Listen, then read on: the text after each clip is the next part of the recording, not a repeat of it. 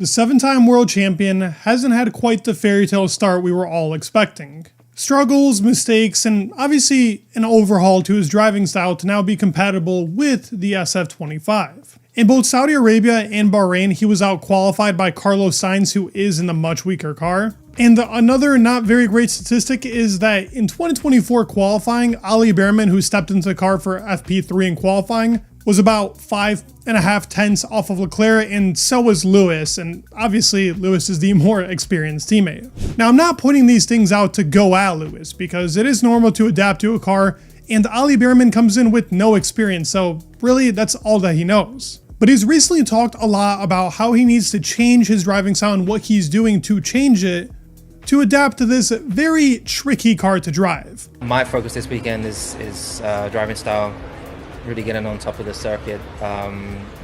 Yeah, I've got a lot of work to do to kind of adapt the way that I approach corners,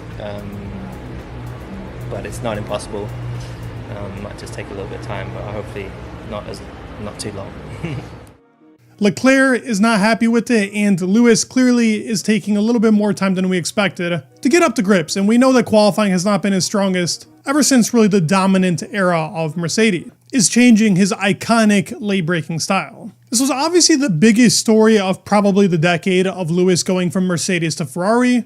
Quite the bold move to make, and it seemed like the better one, but Mercedes does have the better car as of right now, and Ferrari is still a step behind the rest of the top three. So I'm going to give you the reasons. Reason number one being Ferrari's unique car characteristics. Hamilton's signature style is obviously late braking, hard rotation, and exploiting the forward pitch the car used to give before the ground effect era, working its wonders on all those Mercedes cars he drove. He'd brake super late to load the front tires to really rotate the car's rear for sharp corner exits, and he was the best at it. It was pretty clear. But this SF25 demands a very different approach. It's designed for more smoother inputs and better tire management, clearly, especially in the high-speed stuff. That's where he's actually missing most of his pace at Leclerc. We'll talk about this a bit later. And the actual aggressive braking that he typically goes along with has caused understeer and tire wear. He's admitted to himself that the car requires a much different driving style and settings. He's learning to ease off late braking and adapt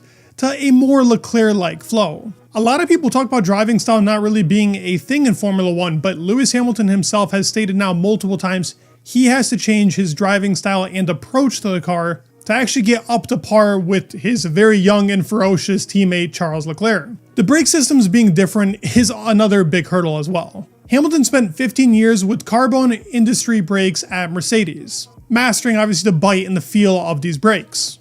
Ferrari uses Brembo brakes, which have a different initial bite and progression. He yet again stated, the brakes are much different, I'm adjusting to that, slowly getting it into my head. This muscle memory shift is critical, and braking is where Lewis is losing tenths, especially in qualifying. He's also doing something very different that he never had in Mercedes, being another reason the engine braking and really power delivery. The Ferrari car actually requires engine braking, which is something that Hamilton very rarely used while he was in the Mercedes car. And the tweak itself is pretty vital for corner entry stability, but it's definitely thrown off his rhythm in low speed corners where he is losing less time than you would expect to Leclerc. Team setup philosophy is another reason here. Ferrari's setup approach is different to that of Mercedes. Leclerc also has a baseline setup going into every single GP weekend, which is something that Lewis obviously does not have going from another team to this one. So he's going to try a couple of different things, maybe not match up with Leclerc because of the clashing styles, and it will take time for him to really hone in on the car. It's kind of like Carlos. Both are struggling, but in different ways. And when the settings are off, you can see these old habits that Lewis is trying to break, and it's just not working on what is a clearly very nervous SF25. And the last reason being for this change of driving style, it's pretty clear to see, unless everything has gone wrong, the ground effect era for Lewis definitely does not match his late braking style. It clashes with these 2025 cars because they have these low ride heights and a reduced pitch, and almost neutralizes these braking strengths and capitalizes off of way smoother inputs because Lewis is pretty aggressive on the wheel. And the Ferrari car, not to mention, has higher ride heights right now, so sacrificing some performance to gain compliance is another factor into these reasons for this driving style change. But it's also a big talking point on where he's losing to Leclerc. The tenths that he's losing in qualifying don't just come out of nowhere. They're specifically in medium to high speed corners where he's losing the most time. In the Bahrain GP in turn 11, Leclerc was significantly faster than that of Lewis. A medium to high speed corner with a speed advantage of 10 kilometers an hour, where Leclerc's edge was coming from a smoother two-stage little turn to big turn approach. He also uses a very weird approach where he overlaps the throttle and brake inputs to rotate the car, which allows for him to actually turn it in better and keep it a bit more stable. It's a bit tricky, something Michael used to do back in the day. And Leclerc has a much better ability right now to trust the front end of the car to take these aggressive lines. And the telemetry itself shows that Hamilton sacrifices mid-corner speed for stability, likely due to the discomfort in the car's rear movement. Now for China, it was turns 12 and 13, that very big right-hander going into the straight. Both medium to high speed corners, Leclerc was faster along both those.